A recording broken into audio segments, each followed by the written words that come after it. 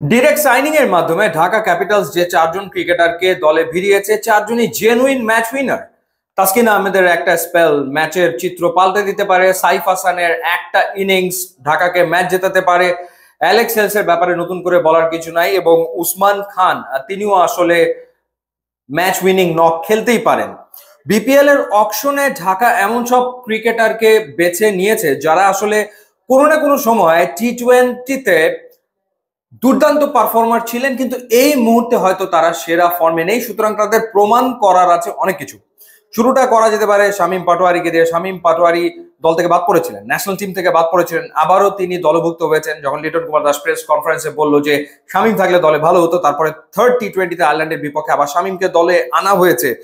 এরপর শামীম পাটোয়ারিকে তারা নিয়েছে 56 লাখ টাকা খরচ করে ক্যাটাগরি বি থেকে, এবং ক্যাটাগরি বি থেকে তারা আরেকজন ক্রিকেটারকে পিক করেছে মোহাম্মদ সাইফুদ্দিন। 68 লাখ টাকা খরচ করে মোহাম্মদ সাইফুদ্দিনকে তারা দলে ভিড়িয়েছে। এটা খুবই ভালো পিক ছিল, কারণ সাইফুদ্দিন আসলে হয় ব্যাটে কন্ট্রিবিউট করবেন অথবা বোলিং এ ডেফিনেটলি কন্ট্রিবিউট তো করবেন। মোহাম্মদ মিঠুনের জন্য দলটা আসলে অনেক টাকা খরচ করেছে, 52 লাখ টাকা খরচ করেছে মোহাম্মদ মিঠুনের জন্য। এরপর তাইজুল ইসলামকে তারা দলে নিয়েছে 30 লাখ টাকায়। বলছিলাম যে একটা সময় দুর্দান্ত পারফর্ম করেছেন মোহাম্মদ মিঠুন, এক সময় ন্যাশনাল টিমে খেলেছেন, এখন হয়তো বেস্ট অফ ফর্মে নাই, বাট এখনো তার দেয়ার অনেক কিছু আছে। সো লেটস সি যে মোহাম্মদ মিঠুন নিজেকে প্রমাণ করতে পারেন কিনা। একই কথা প্রযোজ্য সাব্বির রহমান এবং নাসির হোসেনের ক্ষেত্রেও। সাব্বির রহমান তার সেরা সময়টা হয়তো পেছনে ফেলে এসছেন, বাট ইউ নেভার নো, হয়তো বা এবারের বিপিএল এ সাব্বির রহমান নতুন ভাবে নিজেকে উপস্থাপন করতেই পারেন। সাব্বির রহমানকে 28 লাখ টাকা খরচ করে দলে নিয়েছে ঢাকা। নাসির হোসেনকে তারা দলে নিয়েছে 18 লাখ টাকা খরচ করে। এরপর তোফায়েল আহমেদ, যিনি অলরাউন্ডার, তার পেছনে খরচ করেছে 18 লাখ টাকা।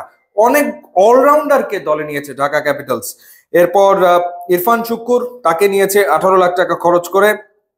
আব্দুল্লাহ আল মামুন, তার পেছনে খরচ করেছে 14 লাখ। ইয়াংস্টার মারুফ মৃধা, আন্ডার 19 থেকে উঠে আসা ফাস্ট বোলার, তাকে নিয়েছে 14 লাখ টাকা খরচ করে। দাসুন সানাকাকে নিয়েছে, শ্রীলঙ্কান দাসুন সানাকাকে তারা $55,000 খরচ করে দলে নিয়েছে। এছাড়া জায়দুল্লাহ নামের একজনকে নিয়েছে 11 লাখ টাকা খরচ করে। আফগানিস্তানের ক্রিকেটার জুবাইর উল্লাহ আকবর, যিনিও আসলে অলরাউন্ডার, তাকে নিয়েছে $20,000 খরচ করে।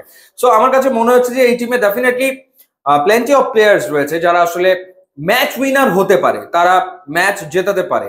ইনফ্যাক্ট লাস্ট সিজনে শামীম পাটোয়ারি কিন্তু বিপিএল এ দুর্দান্ত পারফর্ম করেছে। সো শামীম যদি সেই রকম ফর্মে থাকে, মোহাম্মদ সাইফুদ্দিন যদি পারফর্ম করতে পারে, তাহলে আসলে এই দলটার এবারে বিপিএল এ ভালো করার সমূহ সম্ভাবনা রয়েছে। আর একটা ব্যাপার হচ্ছে যে ঢাকা ক্যাপিটালস হয় পাওয়ার প্লেতে ম্যাচ জিতবে, না হলে পাওয়ার প্লেতে ম্যাচ হারবে। কারণ তাদের টপ থ্রি অর্থাৎ সাইফ হাসান, অ্যালেক্স হেলস এবং উসমান খান, এই তিনজন যদি পাওয়ার প্লেতে খেলে এবং দুইজন যদি ক্লিক করে, তাহলে ঢাকা একটা ফ্লাইং স্টার্ট পাবে। আর যদি ঢাকা পাওয়ার প্লেতে উইকেট হারিয়ে বসে, তখন মিডল অর্ডারের উপরে নির্ভর করতে হবে। সেখানে মিডল অর্ডারে থাকবেন শামীম পাটোয়ারি, মোহাম্মদ মিথুন, এরপর সাবির রহমান, এবং হচ্ছে সাবির রহমান থাকবেন। নাসির হোসেনকে খেলালে নাসির হোসেন থাকবেন। তাদের উপরে আসলে ডিপেন্ড করতে হবে। সো ওভারঅল ঢাকা টিম খারাপ না, ডেফিনেটলি ভালো রেজাল্ট তারা করতেই পারে।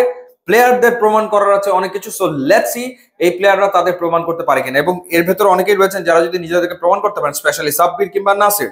স্পেশালি সাব্বির, তার জন্য আবার হয়তো বা জাতীয় দলের দরজা খুললেও খুলতে পারে। সুতরাং এটা একটা ভালো অপরচুনিটি।